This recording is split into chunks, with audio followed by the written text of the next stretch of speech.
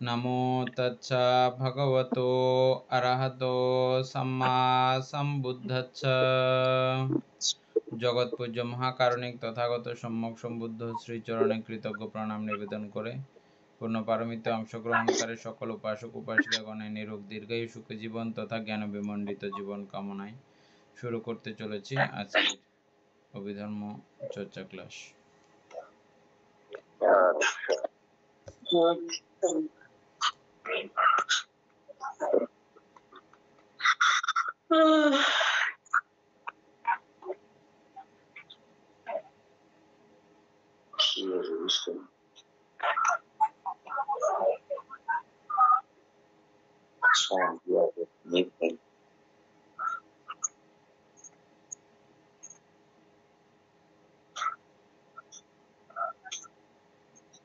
उपासक शुरू करें।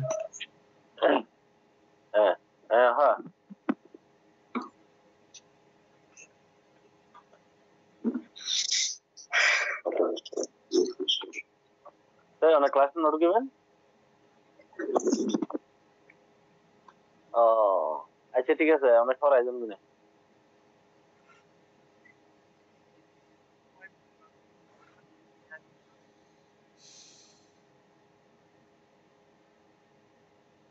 আচ্ছা তাহলে ঠিক আছে, আমার হাসারিল। আচ্ছা আচ্ছা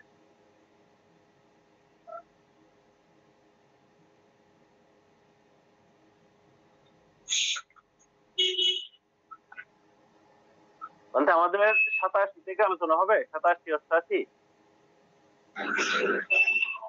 হ্যাঁ আমাদের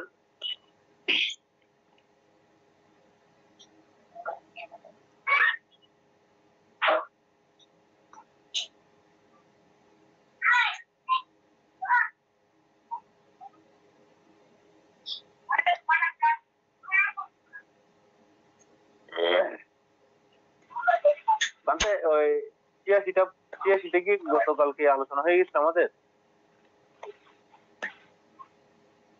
অমিতা বড়ুয়া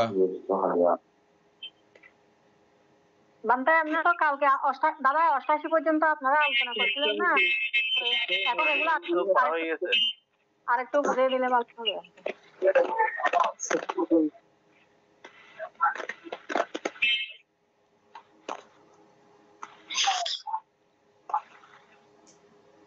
উচ্ছেদবাদ সম্পর্কে কালকে আলোচনা হয়েছিল। উচ্ছেদবাদ সম্পর্কে প্রথম যে ধারণা, যে মতবাদ, এটা বর্তমান বা আমাদের মনুষ্যলোক হিসেবেও চিন্তা করতে পারেন কোনো তার্কিক বা গবেষক বা বিজ্ঞানী, তারা নানানভাবে বিজ্ঞানসম্মত প্রমাণিতভাবে তাদের মতো করে তাদের যতটুকু দৃষ্টি ততটুকু দেখার মধ্য দিয়ে তারা বলছেন যে এই পৃথিবীতে এমন একটি অবস্থা আছে যেটাকে আমরা বৌদ্ধিক ভাষায় 4 প্রকার মহাধাতু বলি। 4 প্রকার মহাধাতু বলি। এই 4 প্রকার মহাধাতুর অস্তিত্ব সম্পর্কে এখনো বিজ্ঞান অতদূর জানে না। আমরা যেভাবে 4 ধাতুর সমন্বয় বা 4 ধাতুকে যেভাবে এই রূপজগতের সৃষ্টির রহস্য মানি, এই রূপজগৎ সৃষ্টির কার্যকারণ, ওটা অতদূরও বিজ্ঞানের জানা হয়নি। কিন্তু এখানে যেটা লেখা আছে বিজ্ঞান থেকে তাও এক ধাপে গিয়ে আছে, বর্তমান আমাদের বিজ্ঞান থেকে তাও এক ধাপে গিয়ে আছে। বিজ্ঞান এখন বলতেছে হ্যাঁ এটা একটা নির্দিষ্ট একটা প্রক্রিয়ার কারণে এটা হচ্ছে। ভগবান বুদ্ধ এই 4 ধাতুকে এই নির্দেশ করেছেন প্রকৃতি হিসাবে, এগুলোর কারণেই প্রকৃতিগতভাবে সৃষ্টি। আর এখানে এটা অন্ধ বিশ্বাসীদের মতবাদ, এরাও কিন্তু 4 ধাতুকে দেখেছেন, 4 ধাতু দেখেছেন এবং এই 4 ধাতুর ফলেই এই রূপের সৃষ্টি। আর রূপের একটা প্রক্রিয়া, একটা খুব অভিনব প্রক্রিয়া, যেটা মাতৃপিতৃ সহযোগে এই প্রাণকার্যের সৃষ্টি হয়, প্রাণসন্ততির সৃষ্টি হয়। নির্দিষ্ট সময়কাল প্রত্যেকটা বিষয় একটা সীমানার মধ্য দিয়েই চলে, আর এই সীমানা যখন অতিক্রান্ত হয় তখন এই দেহের বিনাশ হয়। দেহের বিনাশের সঙ্গে সঙ্গে আত্মারও বিনাশ বা মনোজগতেরও বিনাশ সেভাবেই তারা প্রকাশ করছেন, কারণ এর পরবর্তীতে আর কোনো কিছু তারা দেখে না। দ্বিতীয় ব্যক্তি বলছে যে না, তিনি সাধনালব্ধ জ্ঞানের দ্বারা দেখেছেন যে এভাবে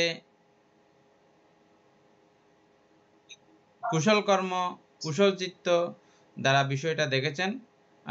এক জন্মের ব্যাপার তিনি দেখেছেন, এটা এভাবে শেষ হয় না, এটা মৃত্যুর পরে স্বর্গে পর্যন্ত যায়, এবং স্বর্গে গেলে স্বর্গের সমস্ত কার্যক্রম সে দেখে, এরপরে আর সে দেখে না, ও সেখানে গিয়েই এটার সমাপ্তি, এটার শেষ। অতদূর পর্যন্ত তিনি বিশ্বাস করে। এর পরের ব্যক্তি তিনি বলে যে না, এটা শুধু স্বর্গীয় না, এটা ব্রহ্মলোক পর্যন্ত এরকম হতে পারে, এরকম এরকম হয়, ব্রহ্মলোকের বিষয়গুলো দেখানো হয়েছে, ওখানে গিয়েই এটার অস্তিত্ব শেষ। এরপরেরটা হচ্ছে যে আর কোনো কিছু নাই। এরপরের এক ব্যক্তি নৈবসংজ্ঞা নাসংজ্ঞা পর্যন্ত আমরা যেই 31 লোকভূমির মধ্যে কিছু বিষয় এভাবেই বুদ্ধ আমাদেরকে প্রদর্শন করিয়েছেন, এখানে দেখিয়েছেন। এই কারণগুলোকে ভিত্তি করে, এই ব্যাপারগুলোকে ভিত্তি করে উচ্ছেদ দৃষ্টি মানুষের উৎপন্ন হয়। আর এই উচ্ছেদ দৃষ্টি কারো কারো জন্য যেমন প্রথম ব্যক্তিত্বদের জন্য খুব ভয়ঙ্কর, এরা তছনছ করে ফেলবে এখানে, এরপরে আর কোনো জন্মও নাই। আবার কেউ কেউ এর থেকে আরেকটু থাকবে, যারা এক জন্মও বিশ্বাস করে, এক জন্মের একটা ভালো ফসল পাওয়ার জন্য হয়তো তারা কিছুটা অন্যরকম মানসিকতা হয়ে থাকতে পারে। আবার সেখানে মানসিকতা বলতে নরক সাইড তারা দেখছে না, দেখাই নাই, সেখানে দেখানো হয়নি, শুধু স্বর্গীয় সাইডগুলো দেখানো হয়েছে, ব্রহ্মলোকীয় সাইড দেখানো হয়েছে। এর নিম্নদিকেও যে ব্যবস্থা আছে এটা কিন্তু সেখানে দেখানো হয় নাই। যাই হবে হোক, এটা এক জন্ম দুই জন্ম মধ্যে, এরপরে এটা গিয়ে অটোমেটিকভাবে চিত্তসন্ততি বা আত্মা বা প্রাণসন্ততির কার্যক্রম বা ভব কার্যক্রমগুলো একেবারে শেষ হয়ে যায়, নিঃশেষ হয়ে যায়। এটার জন্য আমাদের কোনো তজ্জব, আমাদের কোনো সাধনা, আমাদের কোনো ত্যাগ তিতিক্ষা, আমাদের কোনো দান দক্ষিণা, আমাদের কোনো সংযমতা, কোনো কিছু দরকার নেই। এটাই হচ্ছে যে উচ্ছেদবাদীদের মূল কথা। এটা আমরা কালকে লাইন টু লাইন আলোচনা করেছিলাম। প্রথমে একটু মিস্টেক হইলেও পরবর্তীতে লাস্টেরটার কারণে আবার পুরোটা সব বিষয়গুলো বোঝা হয়েছে। হ্যাঁ, যাই হোক, আপনারা এই বিষয়টা মনে রাখবেন, কখনো কারোর সঙ্গে আলোচনা করলে সেভাবে বুঝাই দিবেন আর কি। হ্যাঁ, এরপরেরটা আমরা পড়ি তাইলে। উচ্ছেদবাদ সম্পর্কে আর কারো কোনো কথা আছে কি?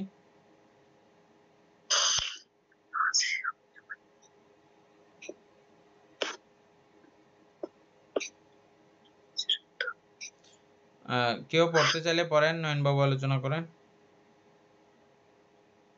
কত থেকে বানতো? 89 থেকে? হ্যাঁ 89। এমনি বানতো আমরা 89 থেকে একটু পড়ে যাই, আস্তে আস্তে করে পড়ি যাতে বুঝতে পারে আর কি। 89 উম তাহাকে অপরে এই রূপ বলেন, ভো আপনি যে আত্মার কথা বলিতেছেন সে আত্মা আছে, তাহার নাই বলিয়া আমি বলিতেছি না, কিন্তু ওই অবস্থায় এই আত্মার সম্পূর্ণ ধ্বংস সাধন হয় না। সর্বতভাবে আকাশ সমান্তরায়তন সমতিক্রম করিয়া অনন্ত বিজ্ঞান বসে ভাবনা করে বিজ্ঞান অনন্তায়তন স্তর প্রাপ্ত অন্য আত্মা আছে, আপনি উহাকে জানেন না। মানে এখানে বলা হচ্ছে, মানে যিনি সর্বতভাবে আকাশ অনন্তায়তন সমতিক্রম এটা, আচ্ছা ওটা আকাশ অনন্তায়তন ভাবনা শেষ করার পরে বিজ্ঞান অনন্তায়তন বসে ভাবনা করে বিজ্ঞান অনন্তায়তন স্তর প্রাপ্ত অন্য আত্মা আছে, তাহলে ওইটাতে শেষ করে সে এখানে যখন আসছে বিজ্ঞান অনন্তায়তনে তখন ওখানে বলতেছে ওখানে তার আত্মা আছে নাকি? এরপরে আচ্ছা, বুঝতে পারেন না আপনারা। আমি ওই আমার এখনের আলোচনাটা আমি আরেকবার বলি।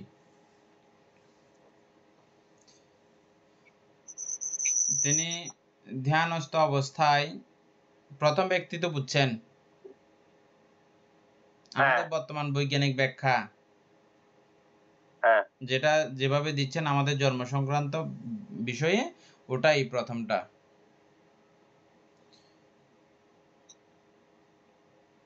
এখানে এক দৃষ্টিকোণ থেকে দেখানো হয়েছে প্রথম ব্যাখ্যা। আর আমরা তো জন্ম জানি 4 প্রকারে হয়, 4 প্রকারের থেকে যে কোনো এক প্রকার হতে পারে। তারা বিজ্ঞান এখন ওটা জানে না যে উপপাতিকভাবে এই রূপ কর্মের সংযোগ হইলে উপপাতিকভাবে রূপ তৈরি হয়ে যেতে পারে, এটা এখনো বিজ্ঞান জানে না। না বুঝছেন এটা কি জিনিস? বুঝছেন? হ্যাঁ কর্মের এমন শক্তি আছে, এমন অবস্থা আছে, এই কর্ম যখন যথাযথ ওরকম শক্তি প্রাপ্ত হয় স্বর্গের মধ্যে, অটোমেটিকভাবে সে ওই দেহটা আপনা আপনিভাবে উৎপন্ন হয়ে যায় হঠাৎ করে। হ্যাঁ এটা কর্মশক্তিতে রূপান্তরিত হয়ে যায়, এটাকে উপপাতিক জন্ম বলা হয়। আর এই উপপাতিক জন্ম আমাদের এখানেও এরকম করে হয়। আমরা এটা সচরাচর দেখি না।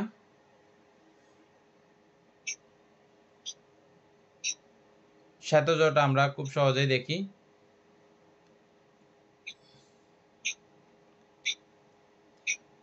আর অন্ডজ, জরায়ুজ এগুলো দেখি, উপপাতিকটা আমাদের চোখে পড়ে না। দ্বিতীয় ব্যক্তি তিনি এক জন্মের পরের কথা তিনি এভাবেই দেখেন যে ও এখান থেকে মৃত্যুবরণ করে তো স্বর্গে যাওয়া যায়। স্বর্গের পরে তিনি আর দেখেন না, ওখানে গিয়ে শেষ। আর তৃতীয় জন আবার বলছে যে না, শুধু স্বর্গ তোমারটা ঠিক আছে, কথা তোমারটা ঠিক আছে, আমি অস্বীকার করতেছি না, স্বর্গে যাই। তবে এইভাবে তিনি যখন আরেকটু চিত্ত উন্নত করেছেন, ব্রহ্মলোকে যায়। আগেরটা অমান্য করতেছে না, কিন্তু প্রত্যেকটা জায়গায় দেখেছেন তোমারটা ঠিক আছে, হ্যাঁ কিন্তু হ্যাঁ এভাবে চিত্ত উন্নত করলে এভাবে যাওয়া যায়, এভাবে গিয়ে এরপরে শেষ, আর কিছু নাই। আরেকজনে বলতেছে না, তোমার সেভাবে শেষ না, আকাশ অনন্তায়তন ভাবে উৎপন্ন হওয়া যায়, ওখান থেকে আর তিনি দেখে না, এটা শেষ, এখানে উচ্ছেদ। তারপর আরেকজন বলতেছে যে আকাশের পরে কি আছে, যে বিজ্ঞান অনন্তায়তন, বিজ্ঞান, হ্যাঁ বিজ্ঞানের মধ্যে গিয়ে এটা পর্যন্ত যাওয়া যায়, এরপরে শেষ যে। আগে যেগুলো ঘটেছে এগুলো বলছে হ্যাঁ ঠিক আছে, এগুলো তোমারটা আমি অস্বীকার করতেছি না, তবে এর থেকে আরো উন্নত একটা অবস্থা আছে, উন্নত একটা ভব আছে। তারপরে নৈবসংজ্ঞা নাসংজ্ঞা, এটা শেষ পর্যন্ত এদূর পর্যন্ত, ওখানে গিয়ে এটার সমাপ্তি ঘটে যায়। এই পর্যন্ত ওনাদের উচ্ছেদ দৃষ্টি। আচ্ছা আচ্ছা, উচ্ছেদ দৃষ্টি। আর উচ্ছেদ দৃষ্টি মানেই প্রত্যেকে খাওয়া দাওয়া ফুর্তি করে করে থাকবে এরকম কিন্তু আমার সবার মধ্যে না।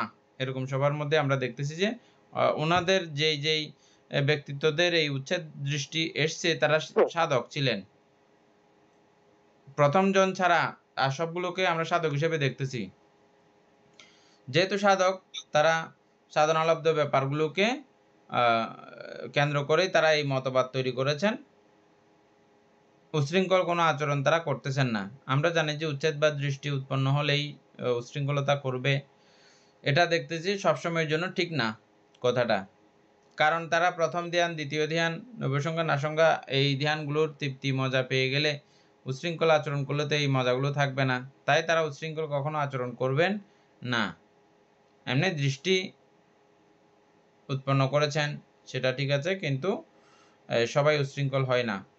প্রথম জন উচ্ছৃঙ্খলতা হইলেও হতে পারে, তবে হতে পারলেও এখানে আবার বর্তমান কথা রয়েছে। তাহলে ওয়ার্ল্ডের অনেক দেশগুলোর মধ্যেই এটা জন্মান্তর বিশ্বাস করতেছে না, তারা সংযম কিভাবে থাকতেছে? তাদের জন্য বুদ্ধ কিন্তু একটি কথা বলেছেন, এটা পরকালের কথা বাদ দাও, সব কিছু বাদ দাও, এটা পালন করলে, এই পঞ্চনীতি অনুসরণ করলে, পঞ্চনীতি পালন করলে তুমি ইহকাল স্বাচ্ছন্দ্য এবং সুখের হবে। না হলে পৃথিবী তোমাদের বাসের উপযোগী থাকবে না, এই গ্রাম এই ঘর তোমার বাসের উপযোগী থাকবে না তুমি যদি এই পঞ্চশীল ভঙ্গ করো অহরহ, পঞ্চনীতি ভঙ্গ করো অহরহ, তোমার ঘর তোমার বাসের উপযোগী থাকবে না। ঠিক কি এটা? হ্যাঁ ঠিক বলতে। এটা বুদ্ধ বলেছেন। আর বুদ্ধের সেই এই অল্প কথাটাই সারা ওয়ার্ল্ডের মধ্যে চলতেছে। ওটা না থাকলে কিন্তু ওয়ার্ল্ডের ব্যাপারগুলো কিন্তু ঠিক থাকবে না, সঙ্গে সঙ্গে নষ্ট হয়ে যাবে, সঙ্গে সঙ্গে ধ্বংস হয়ে যাবে যদি অহরহভাবে এই পঞ্চনীতি ভঙ্গ করা শুরু করে।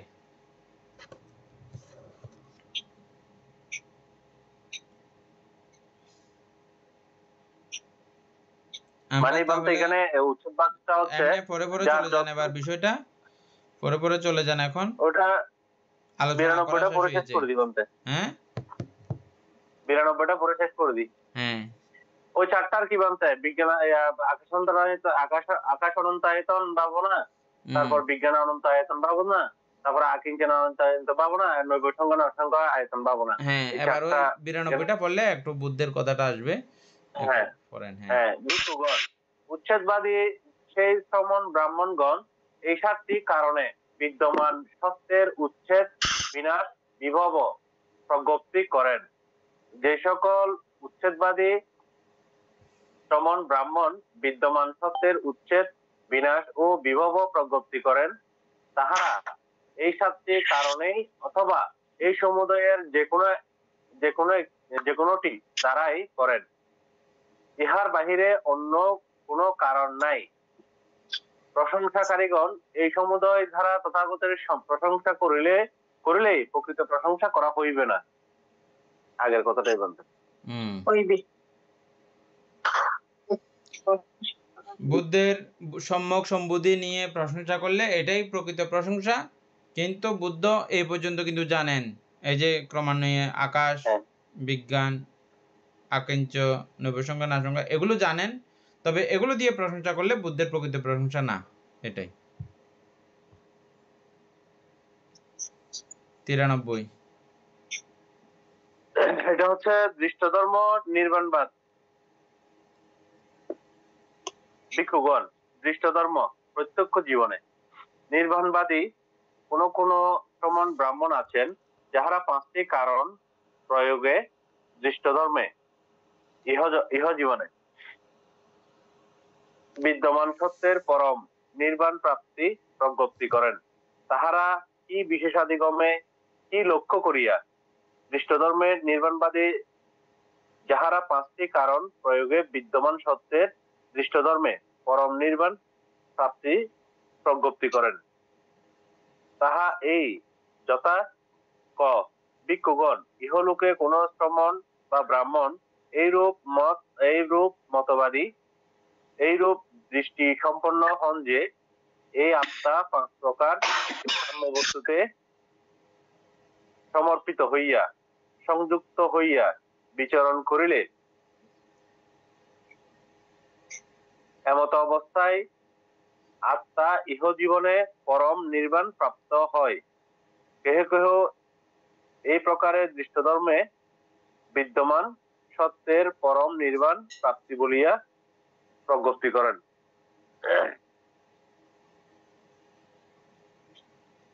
এখানে সংযুক্ত হইয়া বিচরণ করিলে কাম্য বস্তু পরিভোগ করে পরিতৃপ্ত হইলে এমত অবস্থায় আত্মা ইহ জীবনে পরম নির্বাণ প্রাপ্ত হয়। কেহ কেহ এই প্রকারে দৃষ্টধর্মে বিদ্যমান সত্যের পরম নির্বাণ প্রাপ্ত বলিয়া প্রজ্ঞপ্তি করেন। এটা তো অবশ্য বিশেষ কিছু আলোচনা নাই, এটা আমি নরমালি বললে আপনারা বুঝে যাবেন, বিশেষ কোনো আলোচনার কিছু নাই। হাস্যকর আর কি ব্যাপারটা, উনার নির্বাণ সম্পর্কে কোনো ধারণাই নাই। যাদের এই মতবাদ ওদের নির্বাণ সম্পর্কে কোনো ধারণাই নাই। যে তারপর আমরা পড়ে যাব, এটা হচ্ছে যে কেউ তার পছন্দনীয় খাবার পাইলো, অনেক কষ্ট সষ্টর পরে তার পছন্দনীয় খাবার পাইলো, সে ইচ্ছা মতো খাইলো, ও শান্তি, বাহ কত শান্তি পাইলাম। এটাকে উনি নির্বাণ বলে আখ্যায়িত করতেছেন, মানে খাওয়ার তৃপ্তিমে, ঠিক আছে। ও ও কত শান্তি পেলাম খাই দিয়ে না। তারপরে ওনার মানে শারীরিকভাবে, কায়িকভাবে স্পর্শজনিত নানান প্রকারের সুখ স্বাচ্ছন্দ্য তিনি ওনার মনের মতো করে তিনি পেলেন। এটা কোয়ালিটি ভেদে যার যার কোয়ালিটি তার তার, যখন তার ইচ্ছা অনুরূপ ভাবে পায়, বাহ এই তো নির্বাণ, এই তো শান্তি। উনি শান্তিকে মানে এটা একটা সুখের কামসুখের চরম অবস্থাকে তিনি নির্বাণ বলে আখ্যায়িত করছেন। অথবা খুব ভালো একটা বিষয় শুনতে পেলেন, এক কথায় সর্বেন্দ্রিয়ের আরাধ্য বিষয় যখন ওনার প্রাপ্ত হয়, মনের মতো করে পায়, ওটাকেই তিনি নির্বাণ বলে আখ্যায়িত করতেছেন। এটা বুঝছেন তো। যাই হোক, 5টি কারণগুলো আমরা ক্রমান্বয়ে বুঝে নিই, ওটাতে এত বিশেষ কিছু নাই। তারপরও 5টি কারণ জানতে এখানে একটা টিকা 5টি আছে, কারণ টিকাটা প্রয়োগে একটু পড়েন, টিকা একটা আছে। হ্যাঁ, দৃষ্টধর্ম নির্বাণ বাধা, দৃষ্ট ধর্মে বর্তমান দেহেই নির্বাণ প্রাপ্তি, প্রত্যক্ষ দুঃখ উপশম, তাহা যাহারা বলেন তাহারাই দৃষ্ট ধর্ম নির্বাণবাদী। টিকা 2 নম্বরটাও করে ফেলি বানতে। পঞ্চহি কামগুণেহি, 5 প্রকার কামগুণ দ্বারা মনোহর রূপ রস শব্দ গন্ধ স্পর্শ, এই সমুদয় কামগুণ বা কামবন্ধন, পার্থিব ও স্বর্গীয় ভেদে তাহা দ্বিবিধ।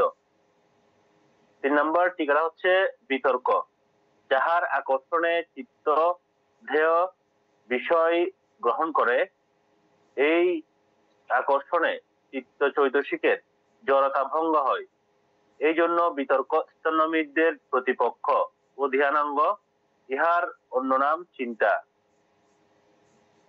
বিতর্ক দ্বারা চিত্ত যে আলম্বন গ্রহণ করে, সে আলম্বনের স্বভাব তখন ইহা স্থূলতায় দৃষ্ট হইতেছে। না না না, ওই পর্যন্ত আসেনি।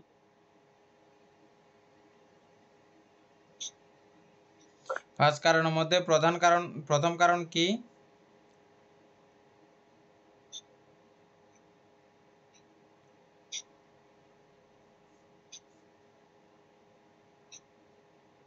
প্রথম কারণ হচ্ছে 94। প্রথম কারণটা দে। হ্যাঁ, আমি যেটা বললাম, পঞ্চকামগুণে পরিদীপ্ত হইয়া অহসুখ যেটাই বলেন, ওটা হচ্ছে যে প্রথমটা। এবার 95, মানে 94 কেউ না বুঝে থাকলে বলেন। অমিতা বড়ুয়া 94 না বুঝে থাকলে বলেন। দীপেন বড়ুয়া 94 না বুঝে থাকলে বলেন।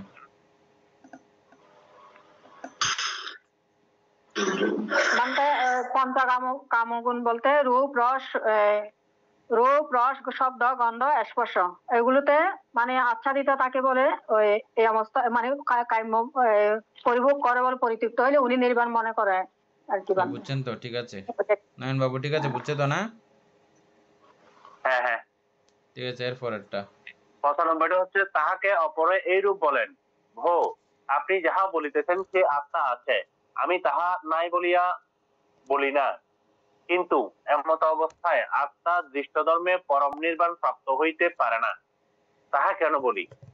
কাম্য বস্তু সমূহ অনিত্য দুঃখ বিপরিণামশীল, উহাদের বিপরিণামতা ভিন্ন ভাবতা হইতে শোক বিলাপ দুঃখ দুশ্চিন্তা আহুতাস উৎপন্ন হয়।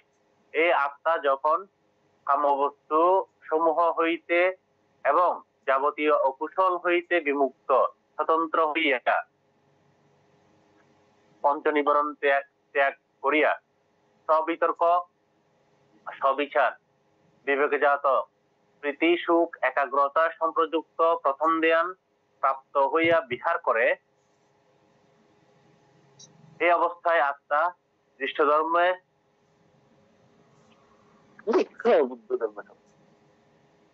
দৃষ্টধর্মে পরম নির্বাণ প্রাপ্ত হয়।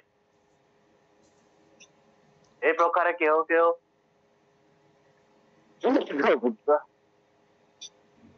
এই প্রকারে দৃষ্টধর্মে বিদ্যমান সত্যের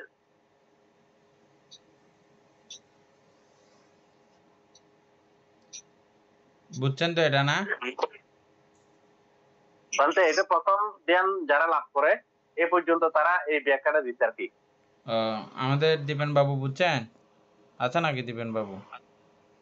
নাই। অমিতা বড়ুয়া বুঝলে বলেন। হ্যাঁ বান্তে ওই পঞ্চ নিবারণ যখন ত্যাগ করে তখন ওনার কাছে একটা প্রীতি সুখ শান্তি মনে করে আর কি, এটাকেই নির্বাণ মনে করতেছে।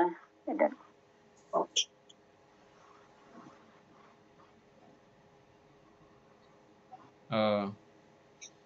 নয়ন বাবু আমি আরেকবার বলতেছি, ভালো করে বুঝেন। বুঝার তেমন কিছু নাই, তারপরও বলছি আর কি। প্রথম জনে যেভাবে বলল যে পঞ্চকামগুণের চরম প্রাপ্তিতে, ওর চরম প্রাপ্তি এক একজনের প্রাপ্তি এক এক রকম, এটা বললাম। রাজাদের প্রাপ্তি আর আমাদের প্রাপ্তি একই না। রাজাদের আরো 4টা রাজ্য যখন একসঙ্গে পেয়ে যায়, 4টে রাজ্যের সুখ, 4 রাজার সুখ এক রাজাতে যখন অ্যাড হয়, তখন ওনার সুখ লাগবে। যে রাজা কিন্তু যা পেয়েছে তাতে কিন্তু সেরকম করে না। হ্যাঁ, তা এটার বিপরীতে দ্বিতীয় ব্যক্তি বলতেছে যে, বলছে তুমি যেটা বলছো আসলে সেটা সুখ না, সেটা সমস্যা আছে।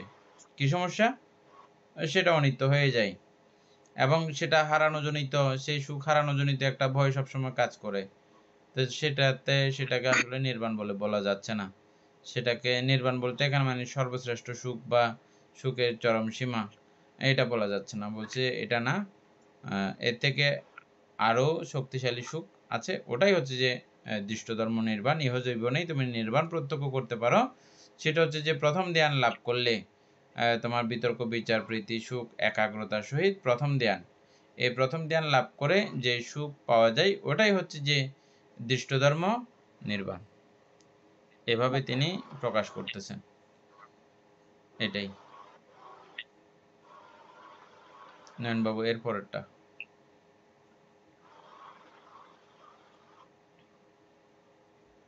93 গ তাহাকে অপরে এইরূপ বলেন, ও আপনার বর্ণিত আত্মা আছে, আমি তাহা অস্বীকার করি না, কিন্তু এই আত্মা এই রূপে দৃষ্ট ধর্মে পরম নির্বাণ প্রাপ্ত হইতে পারে না, কারণ এই অবস্থায় যখন বিতর্ক বিচার রহিয়াছে তখন ইহার স্থূলতাই দৃষ্ট হইতেছে।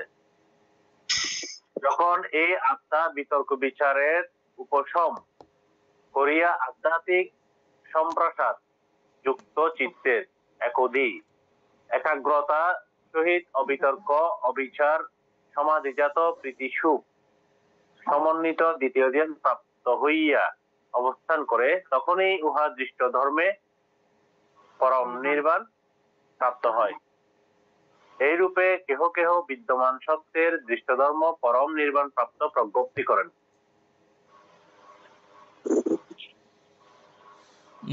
বুঝাই বলেন। বলতে আপনি যেখান থেকে বলছেন ওখান থেকে আরেকটু টেনে দিলে হবে।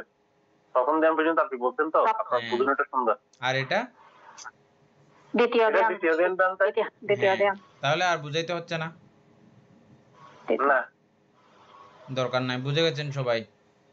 মানে এখানে ওই যে বলতে এই বিতর্ক বিচারের পরে যে প্রীতি সুখ ওই পর্যন্ত যখন গেছে তখন সে বলতেছে না, এইটার পরে আরো একটা ধাপ আছে, ওটাই হচ্ছে দৃষ্টধর্ম নির্বাণ।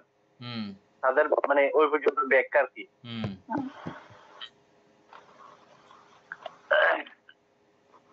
97 হচ্ছে তাহাকে অপরে এই রূপ বলেন, ও আপনার বর্ণিত আত্মা আছে, আমি তাহা অস্বীকার করি না, কিন্তু আত্মা এই অবস্থায় দৃষ্টধর্মে পরম নির্বাণ প্রাপ্ত হয় না, কেননা এই অবস্থায় প্রীতি চিত্তের উদ্বেলতা বিদ্যমান থাকে, এত দ্বারা উহা স্থূল ভুলিয়া দৃষ্ট হইতেছে। এই আত্মা যখন প্রীতি বর্জিত হইয়া উপেক্ষা একাগ্রতার সহিত স্থিতিশীল ও সম্প্রজ্ঞ ভাবে কায়িক সুখানুভব করে, আর যখন যাহাকে উপেক্ষক স্থিতিশীল সুখবিহারী বলিয়া নির্দেশ করেন, সেইরূপ তৃতীয় ধ্যান প্রাপ্ত হইয়া বিহার করে আত্মা এই অবস্থায় দৃষ্ট ধর্মে পরম নির্বাণ প্রাপ্ত হয়। এই প্রকারে কোন কোন সমন ব্রাহ্মণ বিদ্যমান সত্যের দৃষ্ট ধর্মে পরম নির্বাণ প্রাপ্তি প্রজ্ঞপ্তি করেন। এরপরের ধাপটা বানতে তৃতীয় ধ্যানের কথা বলতে এখানে। এরপর একটা বানতে চতুর্থ ধ্যান হবে আর কি। 98টা হচ্ছে চতুর্থ ধ্যান প্রাপ্ত হওয়ার পরে সে তৃতীয় ধ্যান প্রাপ্তকে বলতেছে, না আমি তোমার এরকম আছে এটা অস্বীকার করতেছি না, তবে এটা আরেকটা আছে। তুমি যখন প্রীতি লাভ করবা তখন তোমার চিত্ত উদ্বেলিত থাকবে, আর তুমি যখন এটাকে উপেক্ষিত করবা, উপেক্ষক হবা, তখন তোমার উপেক্ষা একাগ্রতা দ্বারা প্রীতি পরিশুদ্ধ চতুর্থ ধ্যান প্রাপ্ত হইয়া বিরাজ করে, তখনই উহা দৃষ্ট ধর্মে পরম নির্বাণ প্রাপ্ত হয়। মানে সে আরেকটা ধাপ চতুর্থ ধ্যান পর্যন্ত চলে গেছে।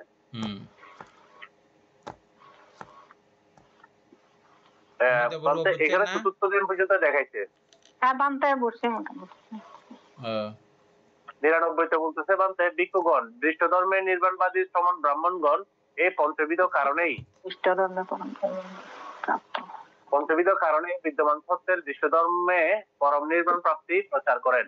যাহারা দৃষ্ট ধর্মে পরম নির্বাণ প্রাপ্তি প্রজ্ঞপ্তি করেন, তাহারা এই পঞ্চবিধ ইহাদের যে কোনটি দ্বারাই, ইহার বাহিরে অন্য কোনো কারণ নাই।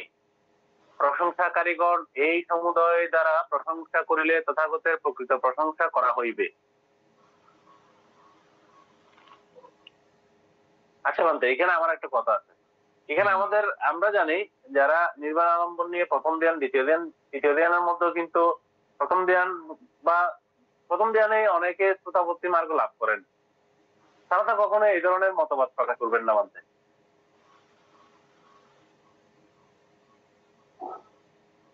এখন বুঝতে পারেন না যে এটা? না বুঝতে পারছি। তাহলে এটা হচ্ছে সাধারণ, মানে যারা সাধারণ শ্রমণ ব্রাহ্মণ বা যারা ধ্যানী, তাদের মতবাদ গুলো এখানে প্রকাশ করা হচ্ছে। না আমি বিষয়টা বলতেছি। এরা কোন নির্বাণ কি, নির্বাণ কেমন কিছুই চেনে না।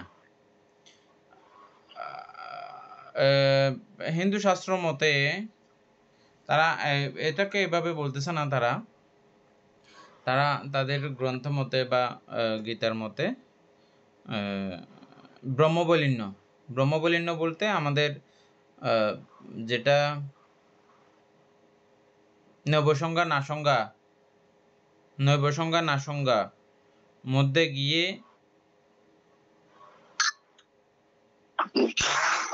আবার উচ্ছেদবাদী না, এবং নির্বাণ তারা বলতেছে এটা, কিন্তু সেটা নির্বাণকে তারা দেখায় না।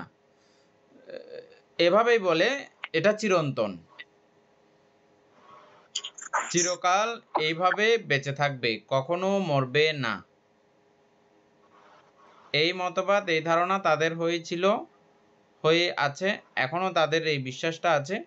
এটা ব্রহ্মবলিন্য বলা হয় বা নির্বাণও বলা হয়, ব্রহ্ম নির্বাণ বা ব্রহ্মবলিন্য। তবে আমাদের দেখা তাদের দেখা এই ভিন্নতা কিন্তু সেখানে আছে কিন্তু। হ্যাঁ, এটা আপনারা ক্রমে এটা বুঝতে সক্ষম হবেন, এবং যারা আগে ক্লাস করেছেন তারা তো বুঝেছেনই। আরও পুনরায় আলোচনা করলে তখন আরও এক ধাপ আপনাদের বোঝা হবে। সেটাও নির্বাণ না, সেটাও তাদের সেই নির্বাণ ব্যাখ্যা, নির্বাণ দেখা, নির্বাণ চিন্তা, নির্বাণ উপলব্ধি, এগুলো সম্পূর্ণ ভুল। এটা কোনোটাই বুদ্ধের নির্বাণের সঙ্গে একত্ব নয়, এক সংজ্ঞাবোধক নয়, একত্ববোধক নয়। কিন্তু আমরা এখন যেটা আলোচনা করতেছি ওই হিন্দুদের বা সনাতনী ধর্ম অবলম্বীদের মতবাদের থেকে এটা আরো অনেক নিচের ব্যাপার, বুঝছেন? এটা আরো অনেক নিচের ব্যাপার। এটা তো সামান্য পঞ্চকামগুণে তৃপ্ত হয় উনিও সেখানেও নির্বাণ বলতেছেন, এটা নির্বাণ। তা এর পরবর্তী জনে বলছে না তোমার এটা নির্বাণ, এর থেকে আরো বড় সুখের ব্যাপার আছে। কোথায়? প্রথম ধ্যান লাভ করলে তখন। দ্বিতীয় ধ্যানে বলতেছে না তোমার এটা ঠিক না, দ্বিতীয় ধ্যান লাভ করলে তখন। তৃতীয় ধ্যানে বলছে না তোমার এটা ঠিক না, এটা ক্রমান্বয়ে এভাবেই গেছে। অতদূর পর্যন্ত এই আলোচনাগুলো গেছে। এই আলোচনাগুলো ক্রমান্বয়ে অরূপ বছরেও যেতে পারে, কোনো অসুবিধা নাই। এই সিস্টেমে আর কি। এই পদধূলি যদি অরূপ বচন যদিও চলতে থাকে তাতেও কোনো সমস্যা নাই, এবং যেটা ব্রহ্মবলিন্য আছে ওই পর্যন্তও যাক তাতেও কোনো সমস্যা নেই। এই সিস্টেমে, এই গতিধারাতে, এই নিয়মেই তারা বলে থাকে, কিন্তু তাদের এই দেখাটা ভুল। এটা এটা যদি বুঝতে পারেন, আপনি এখন যেটা উল্টো করে প্রশ্ন করছেন ওটা আর আসবে না। বুঝছেন এখন নয়ন বাবা আমি কি বুঝাতে চাইছি? হ্যাঁ বুঝছি বান্দে। হ্যাঁ, আপনি যেটা বলেছেন এটা হচ্ছে যে প্রথম ধ্যান লাভ করেও তো নির্বাণের দিকে হাঁটে, নির্বাণের দিকে চলতে পারে। হ্যাঁ ওই নির্বাণটা আলাদা সম্পূর্ণ ব্যাপার, সম্পূর্ণ আলাদা সিস্টেম। এটা নির্বাণের আশেপাশেও নাই, নির্বাণের চিন্তা চেতনাতেও নাই, নির্বাণ কিছু বুঝিও না, নির্বাণ আসলে জিনিসটা কি ওটা জানিও না, ওটা সম্পর্কে কোনো রকমের কোনো ধারণা নাই। তা আমি আশা করব বিশ্বাস, মানে একটা ভুল ভুল ধারণা নিয়ে ওদের হ্যাঁ মতবাদ ওরা চলতেছে যে ভুল ধারণা নিয়ে তারা চলতেছে যে এটাই। আসলে বান্দে আর এগুলো এটা যখন আরো পড়ি আপনাদের কাছে আরো তখন ক্লিয়ার হবে, পরিষ্কার হবে। এটার সঙ্গে সঙ্গে যদি আমি এখনই যদি নির্বাণ সম্পর্কে একটু আলোচনা করতে পারতাম তাহলে আপনাদের বিষয়টা আরো ক্লিয়ার হইতো। আমাদের দীপেন বাবু এটা খুব সুন্দর করে মনে রাখছে, নির্বাণটা ওনার খুব পরিষ্কার মনে আছে। ওনাকে এখন বলতে বললে বলে ফেলবে কোথায় আছে নাকি আজকে নাই। নাই নয়ন বাবু আপনার মনে আছে? নির্বাণটা একটু বুঝে দিতে পারবেন সম্ভব কি? নির্বাণটা বান্দে ওই দিন দিদি বললো যে, দিদি বলেন তো আপনি একটু, আমি একটু মনে করে নি। হ্যাঁ আমি হ্যাঁ বলেন, আপনি বলছেন তো ওই দিন, আমার একটু মনে পড়ছে। নির্বাণ নির্বাণ হচ্ছে যে, তো আমি ভুলে গেছি, নাম এবং রূপের মধ্যে চিত্ত নমিত হলে 50 স্কন্ধ সম্বন্ধে পঞ্চনিবরণ যদি বিরোধিত হয় এটাকেই তো নির্বাণ বলে নাকি? আচ্ছা, এটা খুব বেশি বেশি মনে রাখবেন। এখন আমি এটা বুঝাইতে সম্ভব না এখন। যাই হোক, আলোচনা থেকে অনেক দূরে আছেন আপনারা। তো মানে এতদিন অভিধর্ম চর্চা করেছেন, কেউ যদি নির্বাণ সম্পর্কে সামান্য একটু আমাকে ব্যাখ্যা করো যদি বলে, তখন কে পড়াইছে তা 14 গোষ্ঠী নিয়ে টানাটানি করবে। তখন কে পড়াইছে বলো আগে। হ্যাঁ, তো সেজন্য একটু খুব সাবধানে থাকবেন এবারের জন্য। এই কয়েকটা বিষয় এগুলো মানে জানতে হবে। অন্তত ও বুঝলে বুঝুক, না বুঝলে নাই, আপনি তাকে বলতে হবে যে নির্বাণ জিনিসটা এটা, এটাই আমাদের, আমরা এটাকেই পাওয়ার জন্য, এটা দেখার জন্য, নির্বাণ তো শূন্য শূন্য, এটা তো আর নির্বাণ তো কিছু শূন্য। নাই। কোনভাবে শূন্য, কিভাবে শূন্য, কেমনে শূন্য হয়, কিসের শূন্য, এগুলো আরো জিজ্ঞেস করবে তখন। আর্য অষ্টাঙ্গিক মার্গকে মানে অনুসরণ করে যিনি এটা আর কি বলতে, আর্য অষ্টাঙ্গিক মার্গকে যথার্থভাবে আর্য অষ্টাঙ্গিক মার্গ সম্বন্ধে যথার্থ জ্ঞান লাভ করে যিনি নির্বাণ হয়েছে। যাই হোক, এটা অনেক আলোচনার বিষয় আছে, এই জন্যই বলতেছি এটা আসলে একদিন করবেন আরেকদিন করবেন না ক্লাস, এরকম হবে না। অমিতা বড়ুয়ারা আমি মনে করি এবারে আপনারা খুব ভালো করে পারবেন। হ্যাঁ, অন্তত এই নির্বাণ কাকে বলে, আমরা নিব্বানাচ্চা পাচ্চাই হো তো সবসময় বলছি, একটা জিনিস চিনিও না আমরা, ওটাই সবসময় প্রার্থনা করতেই রয়েছি, চিনিও না, তাহলে কিরকম একটা ব্যতিক্রম হয়ে যাচ্ছে না? সুতরাং আমি আবার এখন বলতেছি যে কি এটা আমি যদি চাই এখন বুঝাই দেব, তা কিন্তু সম্ভব না, ধারাবাহিকভাবে আসতে হবে। ওই জায়গাতে গিয়ে আমি বুঝাইতে পারবো এটাই হচ্ছে যে নির্বাণ, এটাই হচ্ছে যে নির্বাণ উপলব্ধি। হ্যাঁ, এটা আমি তখন বলতে পারবো। এখন এই আজকের এই ক্লাসের দিনে এটা সম্ভব না, এবং এটা বুঝাইতে না পারলে আমাদের যে এটা এখন ওর যে নির্বাণ, ভুল নির্বাণ ব্যাখ্যা ওদের, এটাও প্রকৃতভাবে বুঝতে সক্ষম হবেন না। এই কথাটা সেদিনই আমরা যেদিন নির্বাণের আলোচনা করব ক্রমে ক্রমে। উপাসক নয়ন বাবু কোথায় ছিল আমাদের সেই নির্বাণের আলোচনা, বলুন তো? এটা বলতে উপেক্ষা একাগ্রতা পর্যন্ত বলতে এই নির্বাণের আলোচনা থাকবে যে, বিশেষ করে নির্বাণের আলোচনা থাকবে যে 3টা বিষয়ের যখন আলোচনা করব আমরা, অপ্রনিহিত, বিমুখ, তারপরে শূন্যতা বিমুখ, তারপরে আরেকটা বিমুখ কি আছে? অপ্রণীত বিমুখ, অনিমিত্ত বিমুখ।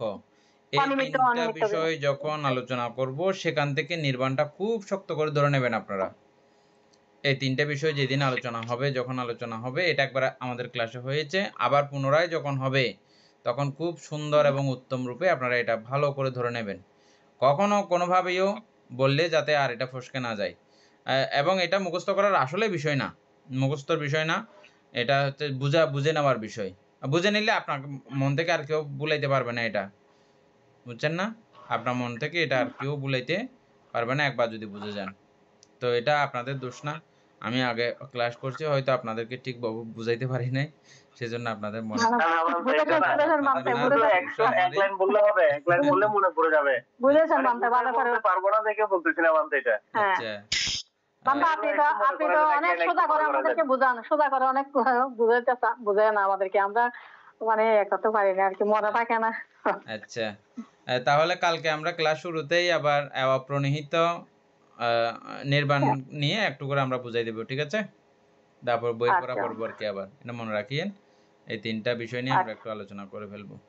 আমাদের সঙ্গে আজকে দীর্ঘদিন যুক্ত হতে পারেন না, এখন মাঝে মধ্যে হন, মাঝে মধ্যে হতে পারেন না, আমাদের শ্রদ্ধাবতী উপাসিকা শোভা বড়ুয়া আইজল থেকে, অত্যন্ত ধর্মপ্রাণা উপাসিকা, এবং ওনার মাও ছিলেন অত্যন্ত ধর্মপ্রাণা জ্যোতিকা চৌধুরী।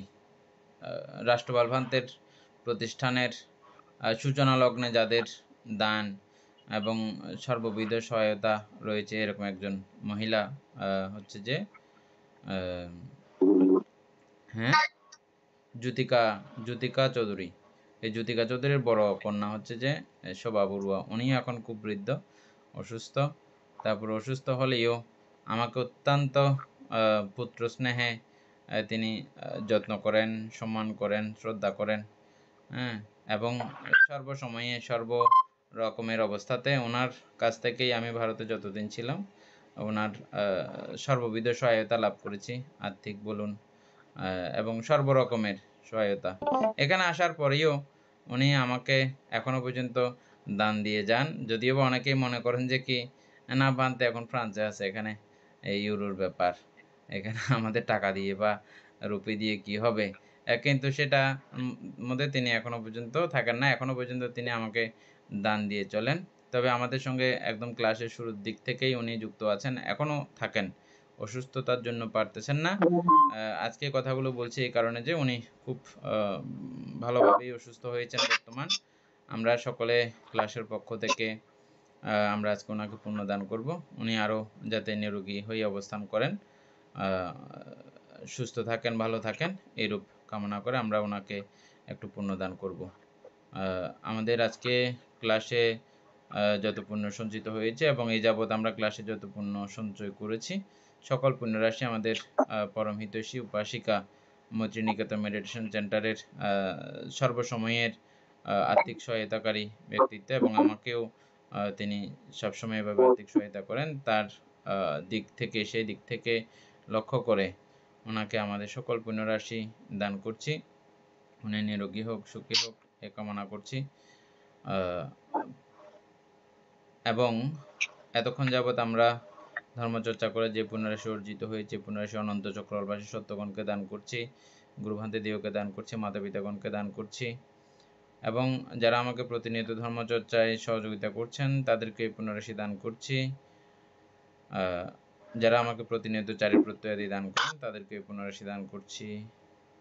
পরিশেষে আমরা প্রত্যেকেই প্রার্থনা করব, নির্বাণ লাভ করা অবধি অসৎ ব্যক্তি, মূর্খ ব্যক্তি, পাপমিত্রের সংসর্গ লাভ না করে সদা সর্বদা জ্ঞানদর্শী কল্যাণ মিত্রের সান্নিধ্য সংসর্গ লাভ করতে সক্ষম হই, এরূপ সাধু সংকল্প পোষণ করে আজকের মতো ক্লাস এখানেই সমাপ্ত করছি।